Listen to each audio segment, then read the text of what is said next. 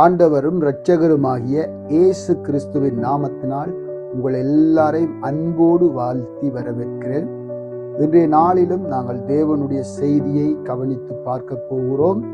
இந்த நாளிலும் நாங்கள் பார்க்க போகிற ஒரு தலையங்கம் எப்படி என்றால், கடைசி நாட்களிலே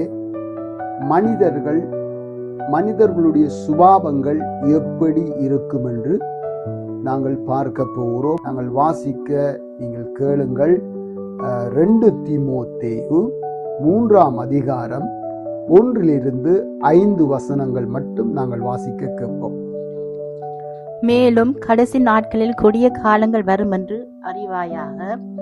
எப்படியெனில் மனுஷர்கள் தற்பிரியராயும் பணப்பிரியராயும் வீம்புக்காரராயும் அகந்தை உள்ளவர்களாயும் தூசிக்கிறவர்களாயும் தாய் தகப்பன்மாருக்கு கீழ்ப்படியாதவர்களாயும் நன்றி அறியாதவர்களாயும் பரிசுத்தமில்லாதவர்களாயும் சுபாவ அன்பில்லாதவர்களாயும் இணங்காதவர்களாயும் அவதூறு செய்கிறவர்களாயும் இச்சையடக்கமில்லாதவர்களாயும் கொடுமை உள்ளவர்களாயும் நல்லோரை பகைக்கிறவர்களாயும் துரோகிகளாயும் துணிகரமுள்ளவர்களாயும் இருமாப்புள்ளவர்களாயும் தேவ பிரியராயிராமல் சுகபோக பிரியராயும் தேவ பக்தியின் வேஷத்தை தரித்து அதன் பலனை மறுதளிக்கிறவர்களாயும் இருப்பார்கள்.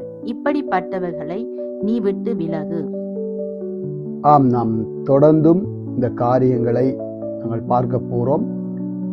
போன முறை தற்பிரியராயும் பணப்பிரியராயும் வீம்புக்காரராயும் தூசிக்கிறவர்களாயும் தாய் தகப்பன்மாருக்கு கீழ்ப்படியாதவர்களாயும் என்று நாங்கள் போன முறை பார்த்தோம். இந்த முறை நாங்கள் பார்க்க போறோம் நன்றி அறியாதவர்களாயும் என்ற காரியத்தை நாங்கள் ஒவ்வொன்றாய் இது பகுதிகளை பார்க்க போறோம். நன்றி அறியாதவர்கள் என்றால், இந்த காலத்துல உங்களுக்கு தெரியும், இந்த கடைசி காலத்திலே கொடிய காலம் வரும் என்று பவுல் தீமோத்தேயுக்கு சொல்லுகிறார். கடைசி காலத்தில் இப்படித்தான் மனிதர்கள் இருப்பார்கள் என்று. அதிலே நன்றி அறியாதவர்களாய் இருப்பார்கள். இயேசு கிறிஸ்துவிய காலத்திலே ஒரு சம்பவத்தை இயேசு சொல்லுகிறார். 10 குஷ்டரோகிகள் வருகிறார்கள், அவர்கள் சொஸ்தமாகிறார்கள். ஆனால் நன்றி சொல்ல ஒரே குஷ்டரோகி வருகிறார். இயேசு கேட்கிறார், மிச்சம் 9 பேர் எங்கே என்று. அவர்கள் நன்றி சொல்ல வரவில்லை. இந்த காலத்திலே நன்மைகளை பெற்று நன்றி அறியாதவர்களாக, நன்றி உணர்வு இல்லாதவர்களாக இன்றைக்கு இந்த காலங்களிலே நேகர் எழும்பிக் கொண்டிருக்கிறார்கள். கிறிஸ்தவர்களாகிய நாம் அப்படி இருக்கக்கூடாது என்று தேவன் நமக்கு வலியுறுத்தி ஒரு ஆலோசனையாக இந்த புத்தகத்தை தீமோத்தேயுக்கு பவுல் சொன்னது போல இந்த காரியத்தை நமக்கும் ஒரு ஆலோசனையாய் நாமும் எடுத்துக்கொள்வோம். அடுத்தது பார்த்தீங்களா இருந்தால், பரிசுத்தம் இல்லாதவர்களாய்.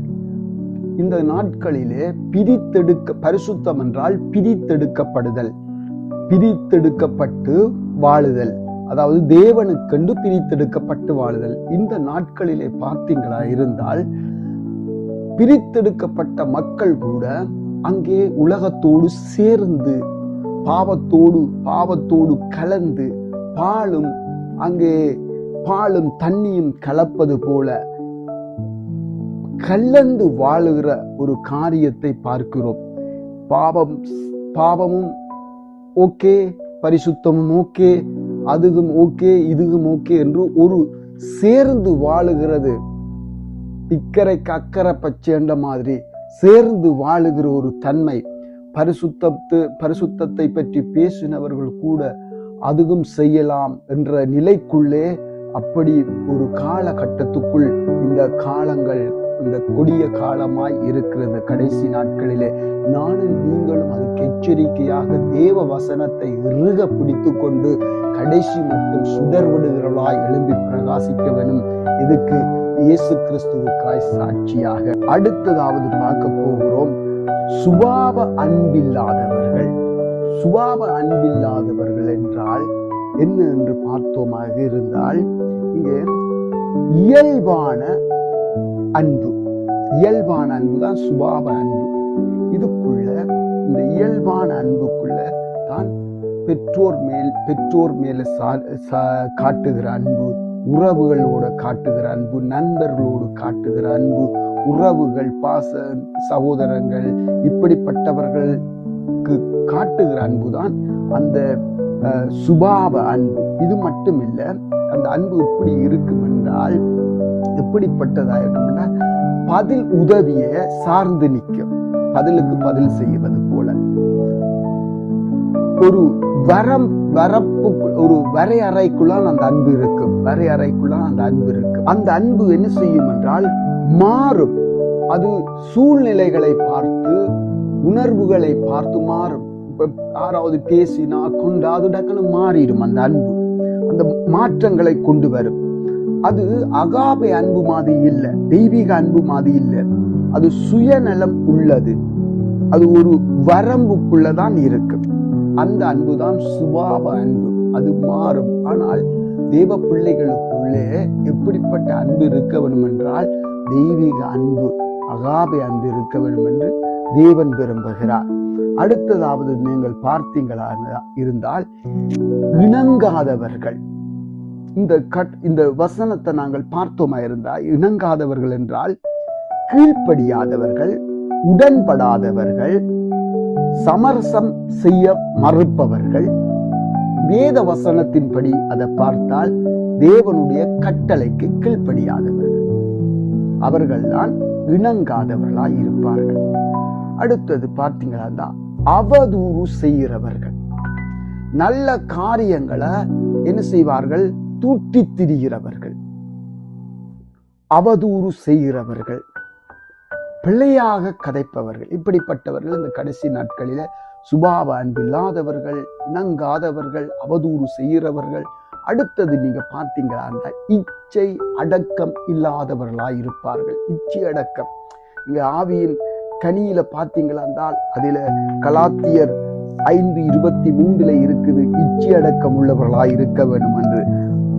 1 கொரிந்தியர் 9:25 சொல்லுது, அங்கே பந்தய பொருளை எடுக்க போகிறவர்கள் இச்சை அடக்கம் உள்ளவராய் இருக்க வேண்டும். அப்ப ஒரு இச்சை அடக்கம் உள்ளவர், இந்த நாட்களில இச்சை அடக்கம் என்றாலே தேடித்தான் பிடிக்க வேண்டும். அப்ப இந்த உலகத்துல வாழுகிற கடைசி நாட்களில் இச்சை அடக்கம் இல்லாதவர்களாய், இச்சைகளில் எழும்பக்கூடியவர்களாய் இருப்பார்கள். அதனால தேவ பிள்ளைகளுக்கு எச்சரிக்கையாக பவுல் எழுதி இருக்கிறார், நாம் இதை கவனித்து பார்க்க வேண்டும். இச்சையடக்கம் உள்ளவர்களாய் இருக்க வேண்டும் என்றது தேவ விருப்பமாயிருக்கிறது. கொடுமை உள்ளவர்களாய் இருப்பார்கள், குட்டுமக்காரர்களாய் இருப்பார்கள். பாருங்க, உலகத்தில எல்லாம் குட்டுமைகள் எழும்பிக் கொண்டே இருக்கிறது. அடுத்த பாருங்க, நல்லோரை பகைக்கிறவர்கள். நல்லவர்களை அவர்கள் என்ன செய்வார்கள்? பொறாமை கொண்டு வந்ததினால பகைப்பார்கள். யோசேப்பை எப்படி பகைத்தார்கள்? அதே போல இந்த காலத்திலும் நல்லவர்களை பகைக்கிறவர்கள் அதிகமாய் காரணம் இல்லாமலே பகைப்பார்கள். பாருங்க, நல்லோரை பகைக்கிறவர்கள் துரோகிகள். யூதாஸ் கரியோத் எப்படி இருந்தார்? கூட இருந்தார். துரோகிகள், துணிகரம் உள்ளவர்கள், எல்லாவற்றையும் துணிந்து அவர்கள் ஒரு எதுக்கும் கீழ்ப்படிய மாட்டார்கள். எதையும் தேவ வசனத்துக்கு, தேவ வசனத்தை சொன்னால் கூட அதுக்கு எதிர்த்து பேசக்கூடியவர்கள். அடுத்தது பாத்தீங்களா என்றால், தேவ பிரியராயிராமல் சுபபோக பிரியராயிருப்பார்கள். நான் போன முறை ஒரு பிரசங்கத்துல சொன்னேன், சுபபோகமாய் வாழ்கிறவன் உயிரோடே செத்தவள் என்று. அப்ப சுபபோகம் என்றால் தேவனுக்கேற்றதாய் வாழாமல் உலகத்துக்கேற்றதாய் வாழுவது. அப்படி என்று பார்த்தால், அந்த இடத்துல நீங்கள் பார்த்தீங்களா இருந்தால் என்ன சொல்லப்படுகிறது என்றால், ஆவிக்குரிய ரீதியில அவர்கள் மரித்தவர்கள் என்று சொல்லப்படுது. அப்ப சுபபோகமாய் வாழுகிறவர்கள் ஆவியில செத்தவர்கள், உலகத்துக்கு தங்களை விற்று போட்டவர்கள். அது அப்படி நாங்கள் வாழக்கூடாது, அப்படி நாங்கள் வாழக்கூடாது.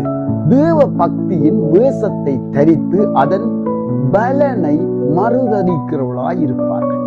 கடைசியாக நாங்கள் பார்க்கிறோம், தேவ பக்தியின் வேஷத்தை இன்றைக்கு உலகமெங்கிலும் சபைகளிலே தரித்து, தேவ பக்திய வேஷத்தை தரித்து கொண்டு அதன் பலனை மறுதளிக்கிற மக்களாய் இன்றைக்கு அநேகர் சுற்றி திரிகிறதுக்கான ஒரு வேஷத்தை தரித்து கொண்டு ஓநாய்கள் போல, ஆட்டு தோலை தரித்து கொண்டு ஓநாய்கள் எல்லா இடங்களிலும் திரிவது போல நாங்கள் இப்படி தேவ பக்தியின் வேஷத்தை தரிக்கிறவளாய் இருக்கக்கூடாது, அதன் பலனை மறுதளிக்கிறவளாய் இருக்கக்கூடாது என்பதை பவுல் அங்கே தீமோத்தேக்கு சொல்லுகிறார். என்ன கடைசியாய் சொல்லுகிறார் என்றால், இப்படிப்பட்டவர்களை விட்டு விலகு. அப்ப நீங்க கவனமாய் இருக்க வேண்டும். வேத வசனத்தை மட்டும்தான் நாம் பிடிக்கணும். ஏனென்றால் கடைசி நாட்களில இப்படியான கொடிய காலங்கள் எழும்பி நம்மை வஞ்சிக்க கூடியதாயிருக்கும். வேத வசனத்தை பிடித்துக் கொள்வோம் என்றால் நியாயாதிபதியாய் இயேசு சீக்கிரமாய் வருவார். அந்த நாளிலே நாம் நியாயம் தீர்க்கப்படாதபடி தேவனோடு போவதற்கு நாம் வேத வசனத்தை இறுக்கி அந்த தீபத்தை பிடித்துக் கொண்டு உலகத்திலே சுடர் விடுகிறவளாய் எழும்பி பிரகாசிப்போம். கர்த்தர் நிச்சயமாய் ஆசீர்வதிப்பார். God bless you.